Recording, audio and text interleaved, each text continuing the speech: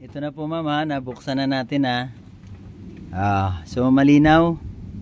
Ito po ay overheat. Ayan. Kaya ko po nasasabing overheat yung truck ninyo. Tingnan nyo po ma'am, wala na po yan butas. Yan po ay daanan ng mga tubig. Yan. Yan, tingnan nyo po, halos lahat po yan o. Yan. So wala nang dinadaanan ng tubig.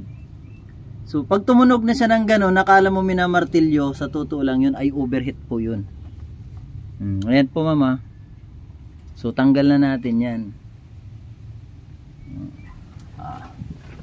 Okay. Ayan, tanggal na yung cylinder head natin. So yun ay overheat. Okay.